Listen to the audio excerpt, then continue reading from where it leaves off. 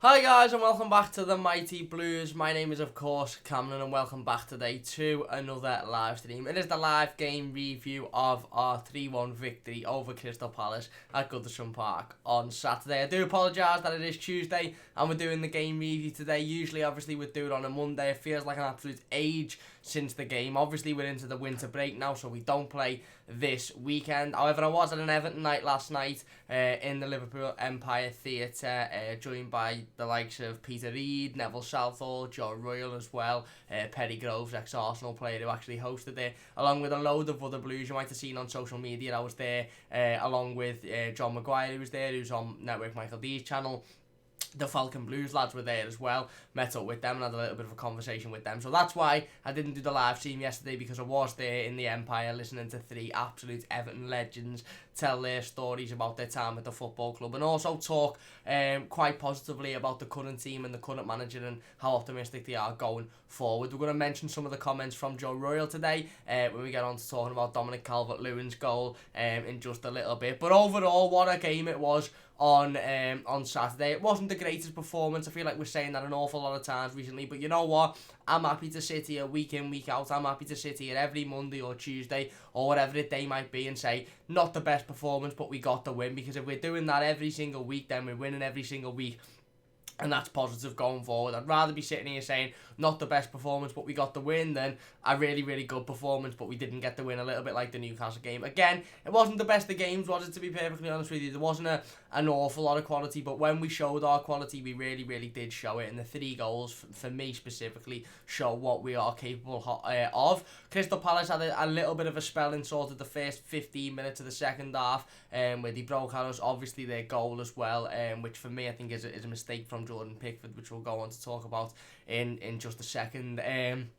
But other than that, I do think we controlled the game. I think Morgan Schneiderlin in midfield was absolutely phenomenal. Said it on my instant match reaction. A lot of people started to notice it on social media, although I think a lot of people weren't happy to notice it. Yeah, you have to give him credit where credit's due, and he was absolutely fantastic on Saturday. As were most of the team that wore an Everton shirt. And again, it was another one of those games where even if players weren't necessarily fantastic on the ball, they at least give 110%. As soon as they come onto the pitch or as soon as they put the shirt on. Theo Walcott, obviously, really, really unlucky for Theo and Bernard, actually, both having to go off due to injuries. But Theo Walker's having to go off early in the first half after putting in what was an absolutely unbelievable cross for Bernard. Really, really clever moment by Dominic Calvert-Lewin as well. I don't know if you've seen it again, I don't know if you've watched the replays, or I don't know if you simply remember it from the game. Dominic Calvert-Lewin actually jumps for the header from Theo Walcott's cross, knowing full well that he's not going to get anywhere near the header because it's too high for him,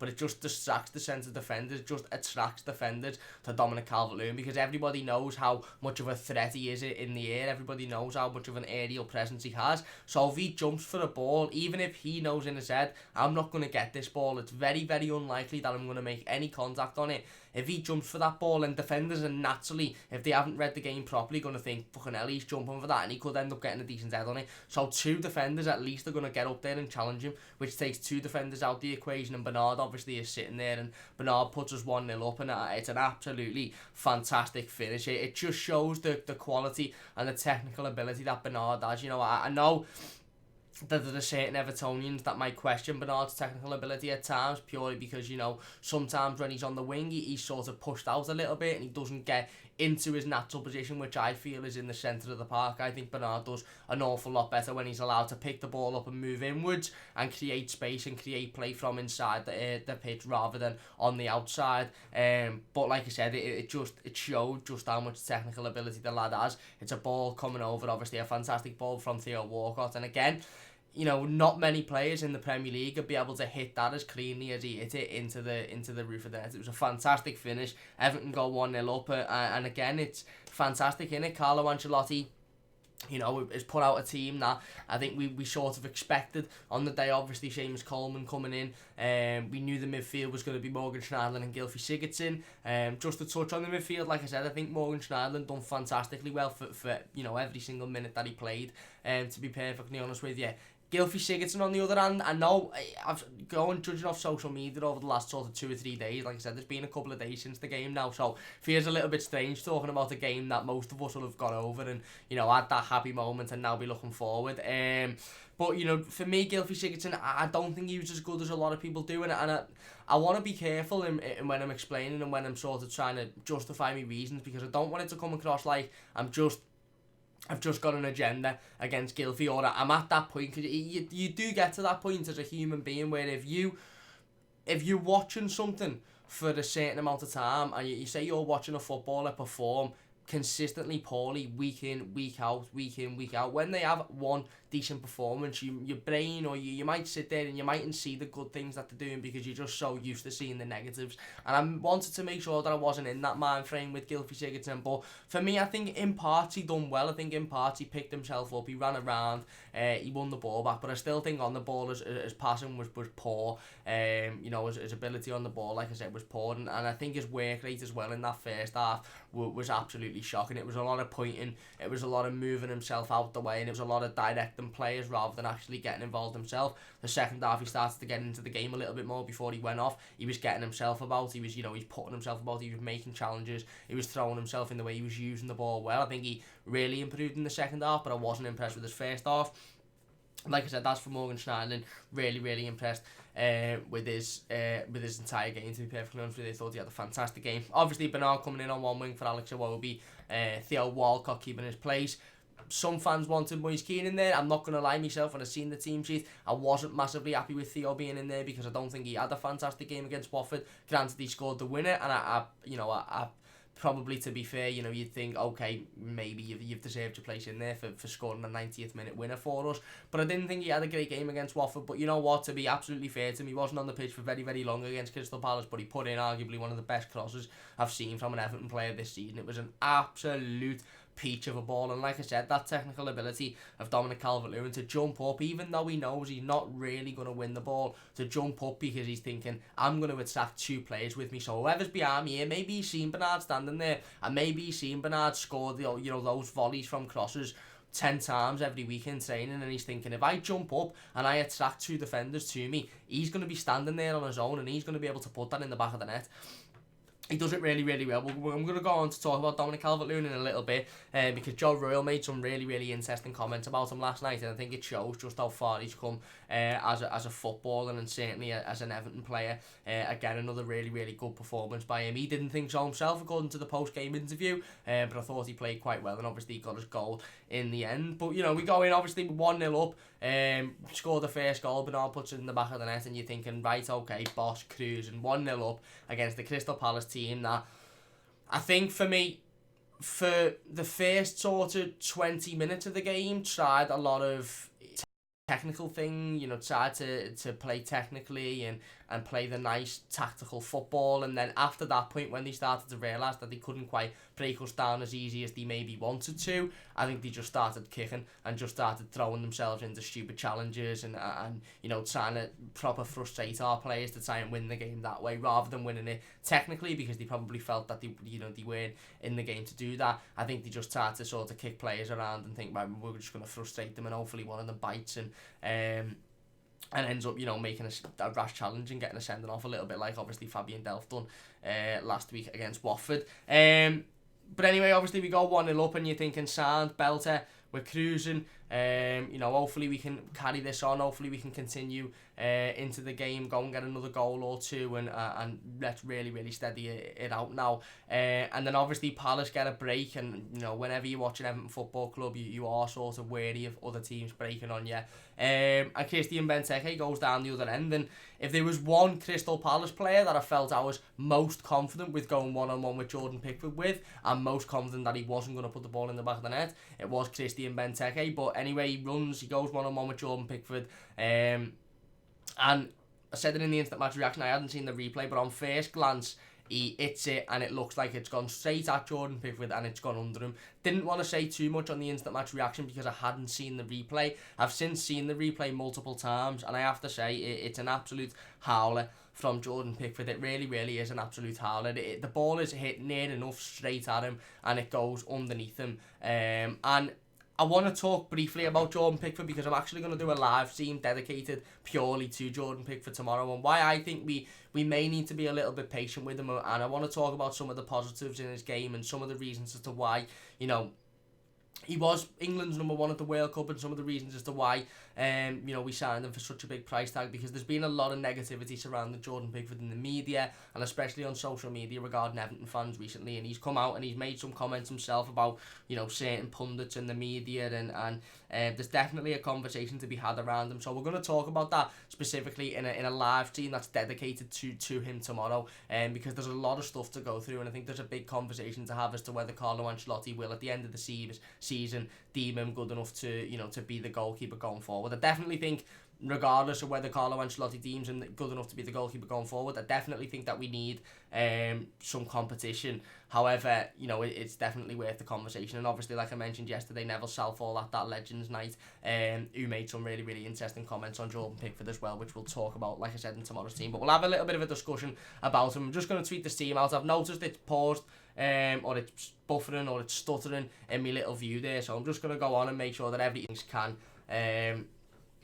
can be a little bit temperamental with being live. They say that my dad's probably trying to watch something on Netflix downstairs after I've told him that to not do it, but there you go. Anyway, I think we're back on now. So yeah, I want to talk, like I said, a little bit about Jordan Pickford. I'm only going to talk about him briefly because I do want to do a live stream dedicated to the situation tomorrow, and not just Pickford but the goalkeeping situation. But obviously he makes that mistake, and you sort of initially, like I said, in the game you're thinking, okay, has he made the mistake there? Is it just a really good effort? Is it unlucky? But coming back up home from the game and watching it on Match of the Day and watching the replays, it's a howling mistake. It really, really is. The ball's hit directly at him by a player that's not got much quality whatsoever, and it goes underneath him and it goes in, and all of a sudden you're thinking, don't make another mistake that costs us points. Don't make another mistake that costs us another game, because there's a lot of fans that are at their last straw with Jordan Pickford at the minute. There's a lot of fans that are just about fed up at the minute, and I really didn't want that for Jordan Pickford, because I think he is a good goalkeeper,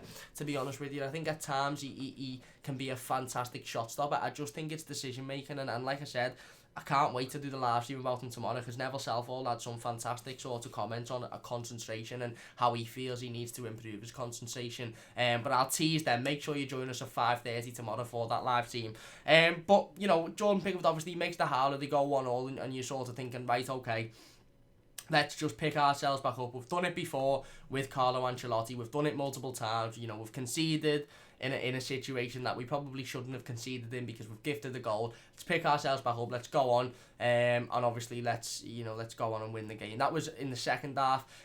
Of course, just into the second half.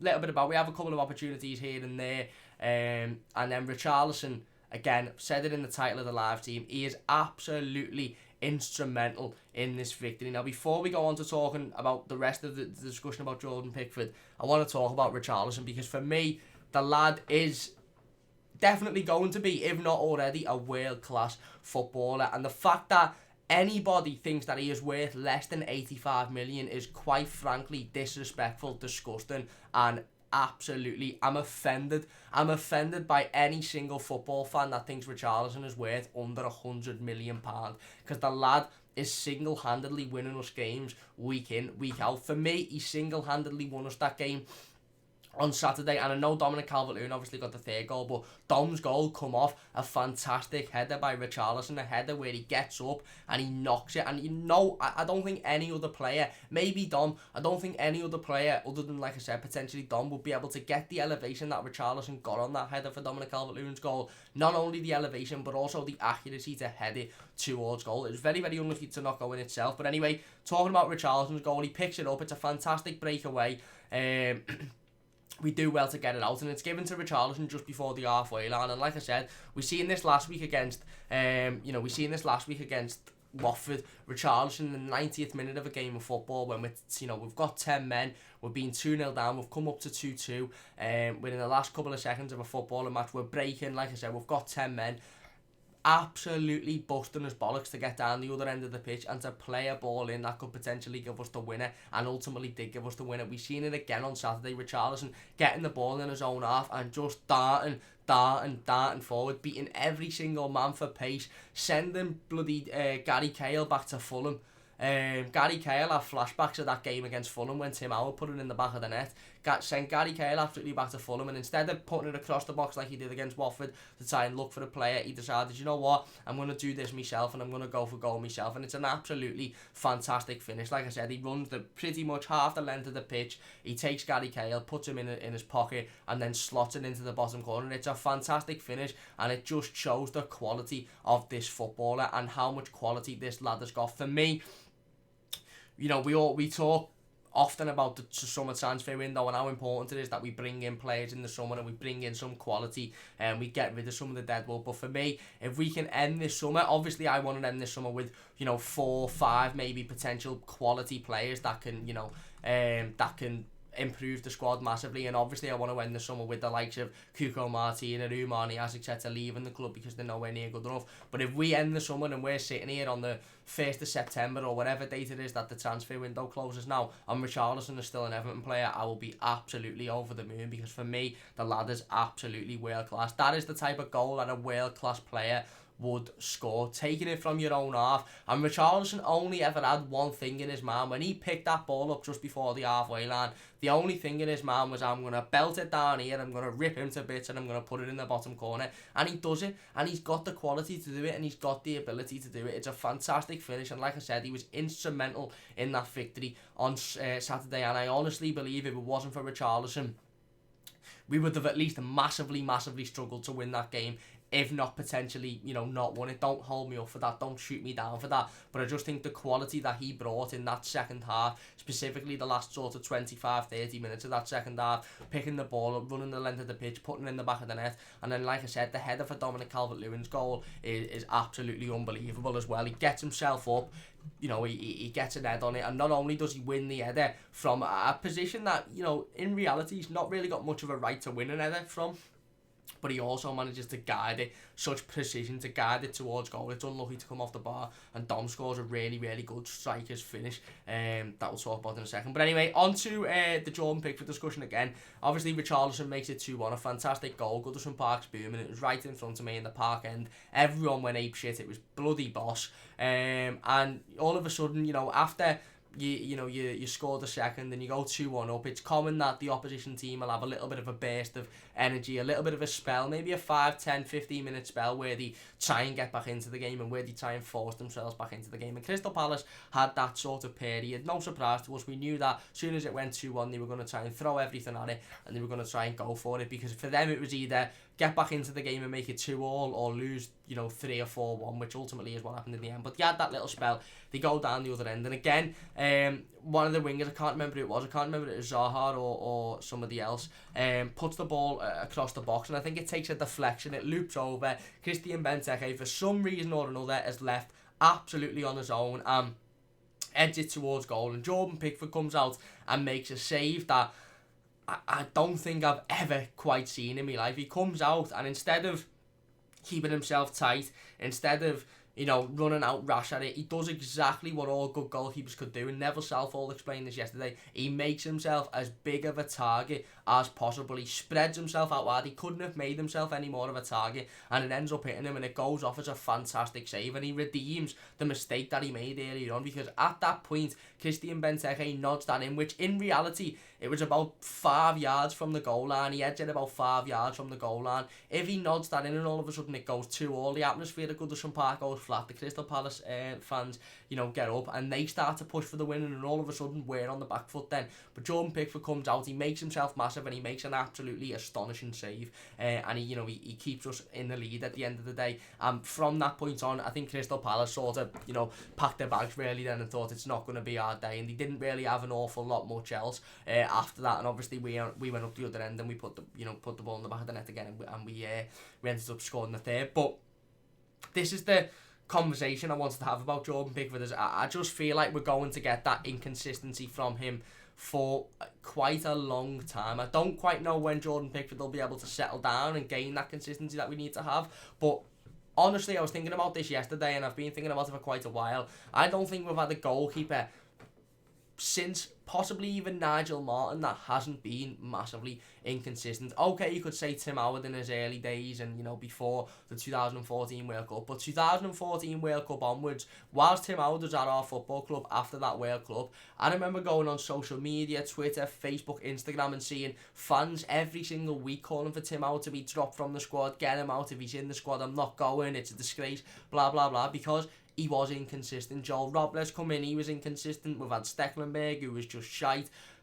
Jordan Pickford it's not abnormal for Jordan Pickford to be inconsistent considering the goalkeepers we've had previously. And for me, the most annoying thing with Jordan at the minute is that he either makes an absolute howling mistake or he makes a world-class save. And he's capable of having games where he's absolutely world class and he's constantly making world class saves and he doesn't make one mistake. And he's capable of having games where he's making howlers left, right, and centre and he's putting the ball, letting the ball go under him, or he's standing behind the goal line, or he's making stupid decisions like Newcastle away last season. But he's also capable of having games where 1 minute he can make a howler and the next minute he can keep us in the game. And that's exactly what this was against Crystal Palace. And for me, I think, like I said, I don't want to talk too much into it because we have got a live team completely dedicated to it tomorrow. So come over, join us at 5:30 tomorrow to talk about that. But I think, as Neville Southall said yesterday, I'll let you in on a bit of what we're going to talk about tomorrow. It's the concentration that Jordan Pickford needs to nail down. And, Nev said that sometimes he finds Jordan Pickford making himself less of a target than he should be. However, on that occasion on Saturday, he made himself as big of a target as possible and he saved us from, again, conceding a lead and going to 2-2. And like I said before, if it goes to 2-2 at that point, the dynamic of the game switches. Crystal Palace fans get on their feet and the atmosphere sort of dies down at Goodison Park, and Jordan Pickford saved that. But, ultimately, he shouldn't have allowed the first to go in because it is quite a shocking mistake, but he kept us in the game at 2-1. And like I said, I feel like that's the inconsistency that we're going to have from Jordan Pickford at least till the end of the season, and this is why we need to talk about him, and this is why I think there needs to be a discussion as to whether Carlo Ancelotti's going to feel that inconsistency is good enough to take us forward, and that inconsistency is going to be good enough to take us into a European competition, and obviously we'll see that in the summer. But Pickford makes a fantastic save. Obviously it keeps us at 2-1, and then, like I said, Crystal Palace sort of die down, the momentum dies down a little bit. They don't really appear to be coming at us as much as they were, and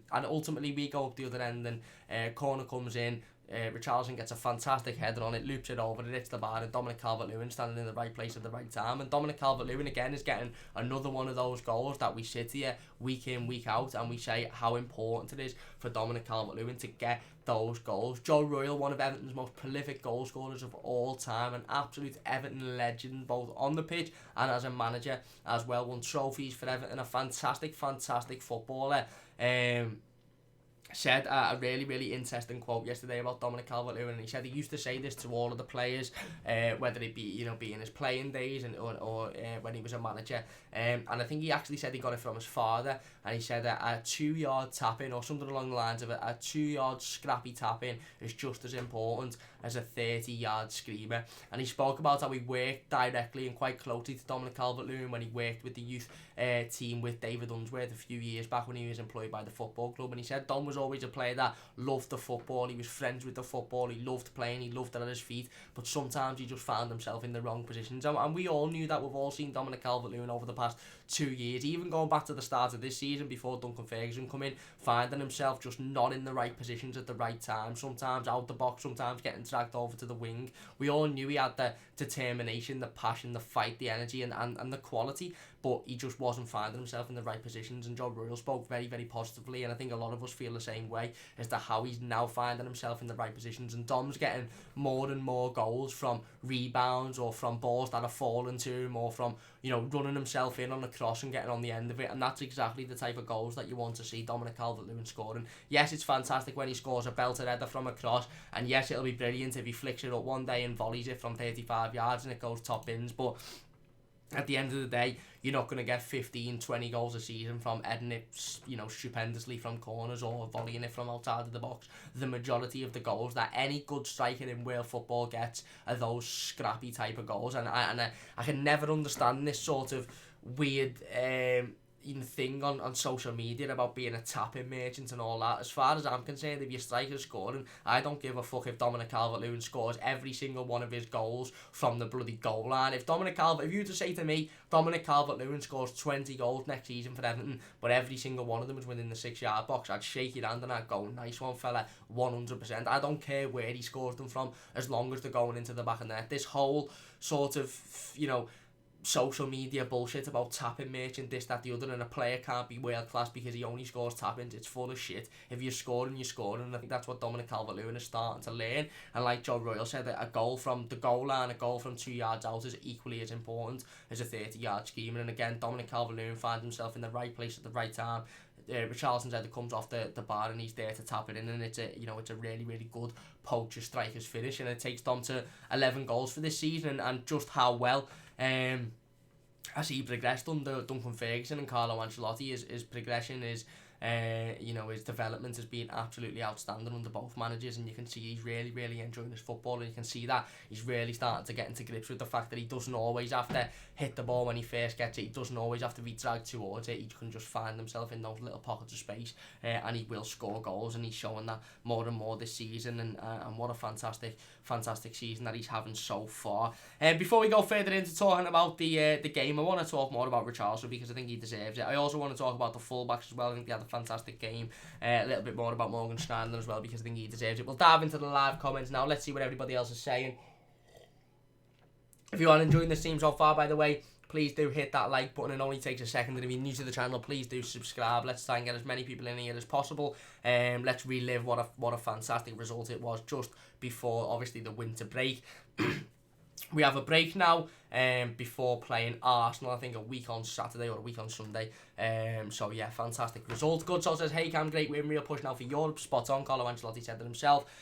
It's now a real possibility that we'll push for that Europa League. He didn't really want to get too excited and talk about the Champions League, which is understandable, but he said there's a real possibility to push for that Europa League. Mac and Cheese is alright, lad, how are you? I'm not too bad, mate, hope you're doing well. Underground says, we'll make Champions League if we beat Chelsea and United.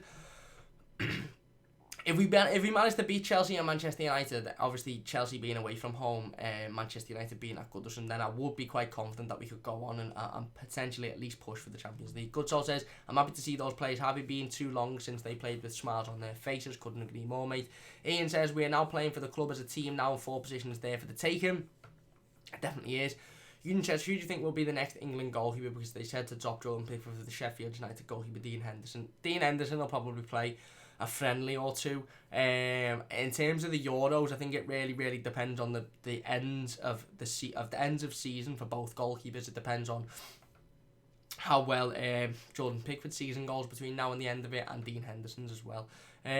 Underground says, to be honest, most Everton fan YouTubers criticise the players too much, lol. Fair enough, I'd like to hope I don't do that. A lot of praise for the players today, a lot of praise for players that maybe haven't got a lot of praise recently. Mac and Cheese says, we haven't been playing the best recently, but look at the team who shall not be named across the park. They've gotten a lot of 1-0 wins and 2-1 wins with late goals. You grind when you don't play well. Exactly, and that's what's important about Carlo Ancelotti. Like I said earlier on, I'd rather 100% you say to me, we don't perform fantastically well every week, we don't perform brilliant every week, but we win every week. I'd rather that than performing fantastically well and not winning games of football, because at the end of the day, the only thing that matters coming out of a game is what that scoreboard says at the end of it. Ian says, when is Kabam going to be fit for the midfield? Cam? Carlo Ancelotti said last Friday in his pre-game press conference to the Palace game that it is around 8 weeks. So I'd probably say, as David says there, 8 to 10 weeks, maybe 12 weeks to be precautionary. Eugene says Andre Gomez will soon be back in the first team for Everton this season. He will be, hopefully he'll be back for that Arsenal game if he is fit. Craig says hopefully Richie stays for a long time to come, and that Carlo getting us to Europe will help. He's so vital to us. Anything can happen in footy, so enjoy him while he's here. Spot on, couldn't agree more, mate. Chris says, hi pal, hope you're well. I'm not too bad, mate, hope you're doing well yourself. Whammy says, Cam lad, how's everyone doing? I'm not too bad, mate, hope you're well. Lewis says, Jordan Pickford. Yeah, we just spoke about him there. Let me know your thoughts on Jordan Pickford. Like I said, we'll be doing a live stream specifically dedicated to the goalkeeper position and Jordan Pickford tomorrow. Join us at 5:30 PM for that one. We're going to talk about Big Neville Southall's comments on Jordan Pickford yesterday at the Everton Legends night at the Liverpool Empire. We're going to talk about, the fact that he's still very young. Is he good enough? His inconsistencies. We're going to talk about Jordan's comments as well, about the media and about how he gets wound up, about some of the comments from the media as well. We're going to talk about all of that tomorrow at 5:30, so don't forget to join us then. Union says DCL and Tom Davis are on holiday in New York, in America for the Premier League season. They are. Seen Dominic Calvert-Lewin's post today looking boss. Lewis says his foot got stuck in the grass. Okay, maybe, and I'm happy to accept that he might come out and say his foot got stuck in the grass and that was the reason. Can't help but feel like it's a little bit of an excuse, but I'm happy to accept that. That's fair enough. If he'd only made that one mistake this season, you could say, okay, foot got stuck in the grass, fair enough. But even the Watford game, I think, both of Watford's goals could have been avoided with, like Big Never Southall said, if he just made himself more of a target, if he made himself bigger. David says, Jordan Steckenberg. Mac and G says, I'm not too fussed about that mistake from Pickford. He got attacked because he's England #1. Dean Henderson has done that twice this season, and yet he's world class. Really, really good point, to be fair. Mum says Netflix. Dave says, Mum and Dad, Netflix. No, my mum won't be watching it. My mum doesn't watch telly. God says, doesn't Pickford have a T-Rex arms? T-Rex. Lewis says, everyone makes mistakes, get over it. He's still England's #1 because what he's done in the World Cup and the Euros. In the end, we still won 3-1. If we lost, could blame on it. I'm not blaming him. It's just definitely a conversation to be had. And the live stream tomorrow, I just want to make it absolutely clear, isn't going to be a stream where I come on and just rip Jordan Pickford to bits and sit here and just go in on him and say about how he's not good enough. It's actually going to be quite a positive stream, and I'm going to approach it with quite a positive mentality and quite a positive sort of agenda and talk about how Jordan Pickford, has got the potential to be one of the best goalkeepers Everton have ever had. Just talk about the things that he needs to settle down on and talk about the things that people like Neville Southall have said he needs to settle down on if he's going to express that potential. I'm not going to come at it and say he's this, he's that, he's the other, he needs to go, he's not good enough. It's actually going to be quite a positive stream, so do join us for that one if you're free. But I agree, there's no blame to be made. There's no one can be. We won the game 3-1 at the end of the day. We're sitting in 7th position. We've got Tottenham Hotspur, I think, at a point ahead of us. Sheffield United are 3 points, 4 points ahead of us. Champions League places, fourth place in the Premier League's 5 points away from us, so there's really no one to blame. Underground says, wasn't it Pickford who hit the ball to DCL's assist? In the game, it was a corner and it come off Richarlison. Richarlison headed it onto the bar and Calvert-Lewin put it away. Matt says it was Schneidlin. David says Schneidlin did. Lewis says Schneidlin played class for once. He had a fantastic game, he did. He had a really, really good game. And again, Morgan Schneidlin had a really, really good game against Newcastle as well, to be perfectly honest with you, the week before that. Obviously a couple of weeks before that. And again, Morgan Schneidlin now is had a couple of really, really good games on the run, and whether he's playing because he's playing that well because he wants to move in the summer, or whether he wants to impress the manager and potentially try and sway the manager into believing that he's got a future at the club. I don't know, but he's been fantastic over the last couple of weeks. Lewis says, so did Sigurdsson. He did play well in patches, but I think for the first half he was poor. Mark G says, Sigurdsson was terrible, overrated performance, he has to go, but no one will buy him. I do agree. Underground says, Gylfi almost scored the killer solo. Got unlucky. He did, to be fair to him, he did. He had a fantastic little break where he seemed to just take everyone on, bobbles here and there, and he seemed to just take everybody on, and then how the goalkeeper saves it. To be fair to the goalkeeper, it's an absolutely fantastic save. Gylfi sort of chips it up and the goalkeeper gets fingertips on it. It's really, really unlucky, and I think Gylfi might have needed that for his confidence, to be fair, so it is quite disappointing that it didn't go in. Lewis says Sidibe Odawobi. Underground says Sidibe. Lewis says decent run, Iwobi is too slow. Chris says I bloody love that mate saying Gary Cahill back to Fulham. He did. Matt G says it's because Iwobi isn't a winger. Lewis says he got beat by James Milner. Euden says what Deadwood would you get rid of in the summer? Ooh, there's a lot. Martina, Balassi, Sandro, Nias. Jesus Christ, there's a lot, isn't there? Probably Schneidlin, to be perfectly honest with you. There's a lot of players that I don't think have got a future at Tossen. I don't think I've got a future at the football club. Wormy says, hey, what happened on Friday? Cam tuned in at half 5 with me tea and biscuits. We streamed a little bit earlier on, mate. Sorry about that. I have let you down there. You know what, Wormy? I've let you down there and I apologise about that. I said the stream would be at half 5 on Friday. I got in from work a little bit early and we done it at 3:30, so I apologise about that. I can assure you, I can promise you tomorrow's will be at 5:30, so don't forget, get your tea, get your biscuits ready. We're going to talk about Jordan Pickford tomorrow. But this stream isn't over yet. We're not finished quite yet. Underground says Everton need to get rid of Martin and Nias. Spots on. Lewis says, I can't believe you paid 35 million for Alex Iwobi. I'm a little bit disbelief myself. And Chris says, whatever you do, don't sign Lingard. Worst footballer ever, needs to get an early pension or new career at acting, because love to act like a fool. It's okay, you don't have fools at your club, it's fine. No, I don't think there's any chance of us signing Jesse Lingard, to be honest. I completely agree. I think he's absolute dross. If I'm being perfectly honest, I think he is shite. Bear with me 2 seconds. Let's find where we were, and then we're going to go back into talking about the game. I've got loads of live comments here. Big thanks to everybody in the live comments, as per usual. If you're watching, get your thoughts in, get your comments in. We'll be going through all of them, of course. If you're enjoying as well, please do leave a like. If you're new to the channel, subscribe as well. But anyway, like I said, overall, a good win for us on Saturday. It wasn't the greatest performance, but it doesn't matter, does it? A good win, and I think a win that showed a lot of passion, a lot of fight, and a lot of effort from all of the players. Like I said earlier on, the team, Richarlison for me absolutely instrumental in the victory. A fantastic performance from him, not only his effort, not only his work rate, but his quality as well. The lad for me is absolutely world class, and if there's any football clubs out there that happen to come across this and that even try and think about taking Richarlison off our hands, for me it's 200 million or more. I don't give a shit what anybody says. Richarlison's worth however much we deem him worth, and he directly and arguably single-handedly won us that game on Saturday. So for me it's 200 million, or I'm not even looking at you, and that's probably only to take him on loan for 3 weeks, if I'm being honest with you. But I want to talk about both fullbacks. I think, you know, both fullbacks have come under criticism, and by both fullbacks I mean Luca Dean and Seamus Coleman, and I think both have come under a lot of criticism in recent weeks. Definitely Luca Dean, some saying that his performances are nowhere near the level that they should be. A lot of people comparing his performances to last season and saying he's nowhere near that level, and as he dropped off, was he ever as good as we sort of assumed he was, or was he just having a good season?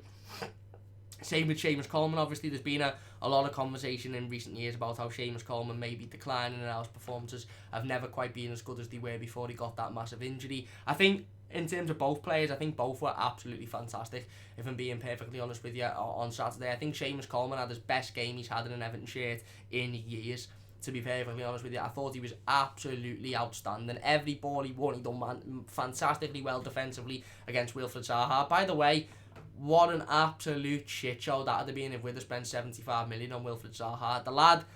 The lad gets away with throwing himself on the floor and gets away with making stupid tackles because he cries to the officials after the game, because he sits there and says, no, I never get fouls, Just not worth £75 million whatsoever. A good player in patches, but I read a stat the other day that said Kevin Morales has got more Premier League goals than Wilfried Zaha in less appearances, and I was just like, pfft. Imagine we spent like £80 million on him. What a disaster that would have been. That would have been a Steve Walsh-esque signing, that. But Seamus Coleman had quite a comfortable day defending him, and a comfortable day overall. I thought he was fantastic. On the ball, he done really, really well. His defensive duties, he mastered them fantastically. Getting forward, he done well as well. And I think credit when credit's due, because Seamus has had a lot of games in recent months where fans have jumped on the back of him, and fans have said that he's not quite good enough, or he's not quite at the level now. And we know Seamus sort of listens to the fans and reads social media, and in whatever way, whether it be watches the fan channels, or whether it be just follows people on private social medias. We know that because he's come out before and he's reacted to what fans have been saying on social media, and what fans have been and making their feelings known. So I think it's really, really important that we do give credit when credit's due. Seamus Coleman put in an absolutely fantastic performance on Saturday, as did Luca Dean on the left hand side. Thought he was really, really solid as well. Don't think the goal was particularly to do with either of them. I think if anybody's at fault, it's Michael Keane, to be perfectly honest with you, and Jordan Pickford, of course. But I think both fullbacks, like I said, you have to simply give credit when credit's due, and both of them were fantastic on Saturday. Both of them put a really, really solid performance in. Obviously, Jabril Sidibe come on and played towards the right hand side when Theo Walcott went off injured. First half was exactly like we knew it was going to be. As soon as we seen him standing ready to walk on the pitch with one sock on, and not noticing he only had one sock on until he went to pull that sock up that wasn't actually there. He then ran down the tunnel, and I think again, in the first half, he was quite off the pace, wasn't he? He was off the ball. I think he pretty much was in a way. He wasn't expecting it. Come out in the second half, and I think he had a much better second half than he did first half. But anyway, he played on the wing. I thought, Seamus Coleman had a fantastic game, as did Luca Dean. I also want to mention Mason Holgate as well. Mason being given a rest for the first time in literally ages. Can't remember the last time Mason Holgate didn't start a game for Everton. Michael Keane coming in, Like I said, in a large part of the game, he done really, really well. He done what he needs to do. You could say he was at fault for their goal, but he come in, he done a solid job. Mason Holgate coming on towards the last 15-20 minutes of the game for Gylfi Sigurdsson, I believe it was, taking that midfield role, and again showing how comfortable he is playing centre half, comfortably he is playing centre midfield, again sitting in that centre midfield role, doing, he didn't have an awful lot to do, but he done what he needs to do, and he done it well. Let's get back into the live comments. Mac and G says we need to get rid of Nias, Keane and Sigurdsson. I keep Schneiderlin simply because we don't have enough defensive midfielders, and he seemed to be able to do his job recently. I would actually agree with that, to be honest, at this current time. Tom says I'm guessing Zuma and Stones will be available this summer, so which one would you rather have back? I'd rather have Kurt Zuma back, if I'm being honest with you, but I don't know whether I'd rather have either back. It really, for me, the centre-back situation really depends on how Carlo Ancelotti sees Mason Holgate at the end of the season. If Carlo Ancelotti sees Mason Holgate at the end of the season as a centre-half, and that be it, and he's alluded multiple times, by the way, over the past few weeks and months about how he sees Mason Holgate as a centre-half and how he sees him as a player that, okay, can play in centre midfield if needed, but he sees him as one of the three centre-halves that he has to his disposal. Then I don't think that we need another centre-half in the summer, and I don't think that we're going to go for another centre-half in the summer, providing, obviously, 3 of them stay fit and 3 of them stay at the club.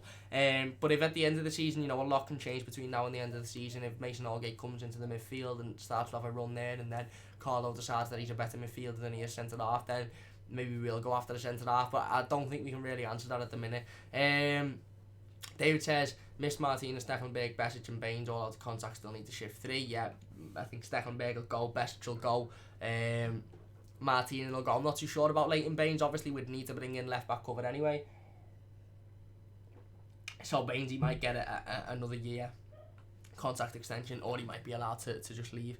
Underground says DCL missing that sitter though. He did, yeah, a chance to go 4-1 up just at the end of the game. He was literally facing us at the park, and then you could see his face at the end of it. Obviously, Richarlison skips through players again. Another fantastic run by Richarlison, skips through a couple of defenders, fires it straight to the goalkeeper. There's too much pace on it for the goalkeeper to control it, so he simply hits it out, and it falls to Dominic Calvert-Lewin, and I think he sort of tries the Bernard-esque first time volley, but it ends up in Rosehead at the park end.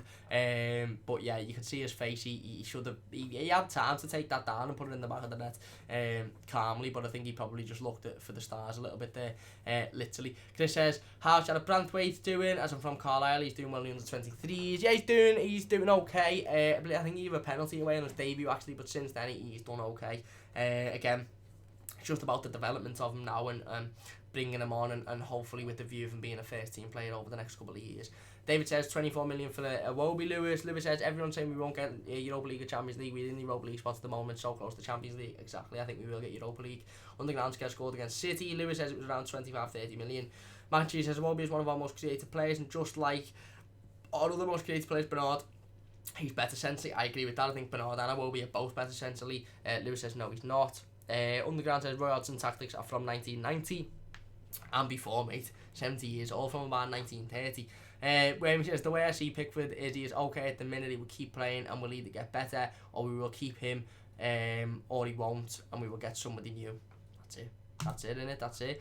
David says 24 million up front, 6 million add-ons. Lewis says yeah. Chris says Everton can compete for the top 4 next season. Arsenal, Chelsea, Man United, Tottenham inconsistent. Also, we don't know if Leicester will be the same as they are next year. I think we can compete for it this season, to be honest with you. I think if we beat Arsenal after the break, I think there's absolutely no way you can say that Everton won't be competing for Champions League, because they're a team that touted as competing for it, and a team that are in and around us. So if we beat them, then we're definitely competing for it. Lewis says still a lot of money when Iwobi has done not much for the Blues. Hard to disagree with that. Manchester probably after when the live stream in a little bit, the internet seems to be a little bit inconsistent today because the storm Chiari or Chiaro or whatever it's called is winding us up outside. Let's quickly fly through the live comments then before we end it. Mac and Cheese says you need to stop judging him, lad. You don't know what his job is and what he's best at. Lewis says he's better at playing as a number 10 than out wide. Dank says nice bunk bed, bro. It's a double bunk bed, so it works. Corn says it's crazy. Out of 2013-14 we got 72 points and finished 5th. Yet this season this team finishing 4th probably have about 64 points. It is. Hopefully we do finish 4th. Lewis says, yeah, crazy. Underground says, need the green screen. I've got one, but I just need to set it up properly with the lights and that. Lewis says, I don't hear fans screaming for DCL or Rich to be sold whenever they miss an open goal, not like Pickford lets a howler in. Fair play. Dangle says, let me see your kettle, kid. It's downstairs, mate. Lewis says, lol. Underground says, DCL needs an England call-up. Lewis says, yeah, so does Holgate. I agree. He is better than Jesse Lingard, 100%. I want to fly through these before we end the live stream. Let me see your kettle, kid. Colin says, when will we see you, Network, Michael D and Toffee TV in the same room? I don't know. I'm up for that at any point, mate. You just have to ask the other lads. Tom says, DCL for me isn't going to be good enough. He misses too many chances. If he is running through one-on-one and goal, you wouldn't bet your horse on him scoring. I think he can be good enough. There's still a lot of time, obviously, to tell. But I think he can be good enough. David says, but I do see where you're coming from as a point. David says, a goal is a goal, no matter whether it's from half an inch or half the pitch. It is spot on. Dangle says, go do a toaster review. No. Wormy says, we need a decent number 2 goalkeeper. He shouldn't play all the games and should have competition. I think Pickford is on the fence. I agree, we do need a decent number 2 goalkeeper. TJ said, just subscribe to 100. Thank you very much, TJ. Really do appreciate that. Wormy says, probably would be fine if the team create the right circumstances, shoring the defence and being genuinely more consistent. I agree. TJ says, never seen your channel, but to be fair, you're really good. Keep it up, mate. Thank you very much. Really do appreciate that. Wormy says, hit the like, guys. Support the channel. Thank you very much, Wormy. If you could hit the like, it'd mean a massive amount to me. David says, sit down and give your head a shake, Dangle. Joel says, imagine getting Champions League from being relegation favourite from when Silva was sacked. Exactly. What a turnaround. Underground says, I think the players didn't want to play under Silva. I think they just lost faith in his tactics and lost faith in him as a manager, to be honest with you. Dave says, have it like so YouTube can give Cam 96p. I wish it worked that way, mate. Underground says, bizarre tactics. Still says, starting to realise that Pickford is a huge kink in our armour. Is never going to be a commanding goalkeeper just due to his size. I used to give him the benefit of the doubt, but it's clear now. Fair point. Be interesting to hear your thoughts on tomorrow's live stream. Still, make sure you get in there. 5:30 tomorrow. We'll be talking about Jordan Pickford. Underground says, Everton fans in the media need to stop talking trash about Pickford. It deserves.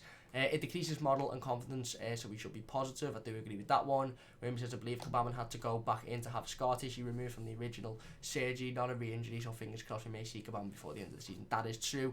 Williams says, hi Dave, do you want a mighty blue spanner?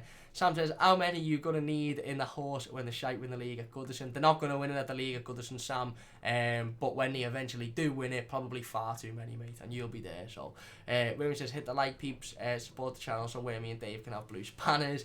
Dave says, why is it taking so long? William says, no worries, Cam, I was only moderately disappointed on Friday. Sorry, mate, sorry. We will be live at 5:30 tomorrow, so if you join us then, we'll be bang spot on. Get your cup of tea, get your biscuits ready. Eugene says, what do you think of Sidibe's sock cock up last Saturday lunchtime? It's quite funny, wasn't it? Obviously, in the grand scheme of things, at the end of the game, it doesn't really matter that much. I understand the frustration from Carlo Ancelotti at the start, when it was happening, but obviously it doesn't really matter, does it? It was quite funny. It was quite funny. 6 men around Sidibe looking at him as if to think, you've only got one sock on, but do you know you've only got one sock on? And then Sidibe going, oh shit, I've only got one sock on. Wayman says, did I play FIFA to press myself? Don't blame you. Sam says, yes, give you nose a scratch if you're seeing this. I'll just read them, Sam, don't need to worry about it. Wayman says, I agree, Underground, just need to stop with Pico. He is there, he has no other option until at least the summer. It is what it is. It has to be dealt with whichever way. Sam and Jess having a little conversation there. David says, where you just comment. Wayman says, Jess should have a spanner too. I think you're the most qualified. Says Spider. Wait with me 2 seconds. Wayman says, Sam, what's up? I'm not going to read them out. Because they've not got much to do with the channel. Where me, Jess and Dave get blue spanners. There, I've said it now. Gran says, let's all go riot. William says how it is. Just probably will just skip past us both. Only because you're having a private conversation. William says, I wouldn't hold your breath, Sam. Cameron's good at talking. David says, at speed, don't blink. Eddie says, where's Eddie's comment? Digne come to us with residual fitness and condition from Barca. Silva soon let that slip through. This team form has dropped. Coleman was great in his day, but I'm afraid his time has come. And that might be the case, but I think both of them were fantastic. I think both of them were fantastic on Saturday, and it's only fair that we noticed that. William says, don't blink your earlobes or you'll miss it all. Underground says, John Joe Kenny will be back. He will be. Gabe says, would you give John Joe Kenny a chance when he comes back? To be honest, I haven't watched him in the Bundesliga that much to say, you know, he's massively improved or he's massively developed. Obviously, we're going to be in a situation at the end of the season where we've got the decision to make as to whether we bring John Joe Kenny back and he is the right back that goes in and takes us forward, or we obviously we make the purchase of Jabil Sidibe for the £12 million clause, and that's obviously on Carlo Ancelotti to decide. If he doesn't bring Jabil Sidibe in, then I would expect John Joe Kenny to be given his opportunity, but I'm not going to lie, I haven't seen an awful lot of him in the Bundesliga. Raymond says, I think we will sign a CM Cam and maybe a right back, potentially a right back, I think. Sam says a fluent scout. Raymond says midfield and a right winger. Dave says, here comes the battling gob gun. Raymond says Cam has broken the internet. He also says data saves are smoking at Cam's ridiculous word speed. Sam says, hear them plod then. Must have been on the dive, not as tonight, mate. Hot as tonight, mate. Didn't hear them, mate, didn't hear them, no. Eugene says, see you, bye up the toffee, see you tomorrow evening at 7:30. Thank you very much, 17:30. Dave says, anyway, that'll do for tonight, I'll see you tomorrow. To blast pickers, if you like the video, like, subscribe and share. We won't be blasting them, it'll be a positive team, I promise you. It'll be a positive team. Maybe just easy, MacGyver, take care. Sam says, Terry, Eugene. Chris says, take care everyone, great channel, great chat as always, thank you very much. Dosby says, hi Cam, I hope you're doing well. After another victory, it would be hard not to be upbeat. Spot on, mate, couldn't agree more. Rim says, hey Dosby, where have you been? David says, nice one as always. Chris, nice one, Chris, yeah. Dosby says, I'm always late to the party with Himmy. Sorry, mate. Rim says, as Ped says, Sidibe does Sidibe things. He does. Alex says, yes Cam, yes Alex, hope you're doing well. Nanda says, who do we get on the right wing now that Walcott may not be fit to play? Tom Davis can't start there. I'm not sure how Ancelotti rates Iwobi. I agree. Neil says hello. Also, hello to Cam and all the usuals in the chat. Hello, mate. I hope you're doing well. Who do we get to play on the right wing? Who plays on the right wing now that Walcott? Hopefully Walcott comes back. And, you know, he's fit for the game against Arsenal. Hopefully it's not too much of an injury. But let's say he was to be out, I would probably maybe say Richarlison over on the right and Moise Keane up front. Obviously, just because that's the most natural sort of change to make, but I'm not too sure. Sam says, Zed's gone sauce, lad. William says, yes, he won. I heard the guys. William says, being a mighty blue spanner. Goodrick says, ignore me name, just made a new account for free YouTube Premium for 30 days. Is right, lad, is right. He also says, anyway, who should we go for to replace Walcott? For me, David Neres from Ajax. I'd absolutely love David Neres. I think he's a fantastic player. Really, really talented. Bags of pace, bags of energy as well. William says, who are you? We get Herman Lozano. Herman Lozano's another one. You says, do you play FIFA or PES? I like FIFA. FIFA, mate. Sam says, bye Cam, love you, Sam. Goodzo says, nice one Cam, thank you very much. And William says, I play FIFA 20 on Xbox. Easy Sam, see you tomorrow, mate. I play it on PlayStation, but I do play FIFA over PES. And Sam says it in a bit with me. Anyway, that's going to do it for today's live stream. If you have enjoyed, a bit of manic in the live comments there, but there we go. We get through them all. If you have enjoyed, please do hit that like button. It only takes a second. Absolute fantastic win for Everton on Saturday. Wasn't the best game of football, wasn't the greatest performance, it wasn't perfect by any stretch of the imagination, but it was a win. A win's a win, and that's all that matters at the end of the day. A fantastic win, obviously going into the winter break. Don't have a game this weekend. Like I said, we will be doing the live team at 5:30 tomorrow night, talking about Jordan Pickford and the goalkeeper position as well. And then it'll actually be a video on Friday. It won't be a live stream, it'll be a video going up at about 7 PM. We're going to be talking about why we all must attend the upcoming Merseyside derby if you can get a ticket. If you can get down there, get down there. Let's not shy away from it. Let's not go, because they potentially may have a chance to win in at Goodison. We all need to get down there and make it a horrible day for them and make it a proper boss day for Everton, because we've got a real chance. Potentially at that point when that game comes up, we could have a real chance of pushing for the Champions League, so we all need to get down there. That video will be up on Friday. Like I said, we'll have the live team at 5:30 tomorrow talking about Jordan Pickford. But a fantastic result for Everton going into the winter break on the back of a win. 7th position in the Premier League, looking a lot better than we were a few weeks ago, and we're literally only 5 points away now from 4th position, so there you go. If you have enjoyed, please do hit that like button. It only takes a second. If you're new to the channel, please do subscribe as well. Get the live team shared, get the video shared all over your social medias. A big thanks to everybody in the live comments for watching as per usual. Really do appreciate it. If you're watching as a YouTube video, leave your thoughts and comments in the comment section down below, and I'll try and get involved with as many of them as possible. It means an absolute massive amount to me. Sam says in a bit, William says Neres is a good shout. We are talking within reason, right? I mean, obviously Sancho, yeah, within reason, of course. And William says, hey guys, take it easy, have a good one, hit the like. Thanks very much, William, really do appreciate that. David says Cam needs the 96p. God says I'll be cheering from my house for Everton. Spot on, mate. William says hit the like. Cam needs all the 96p's. He does, even though you don't. I wish you got 96p per like, but you don't. That's says let's take away their invincibility record. We mustn't let them win without getting a sound beating.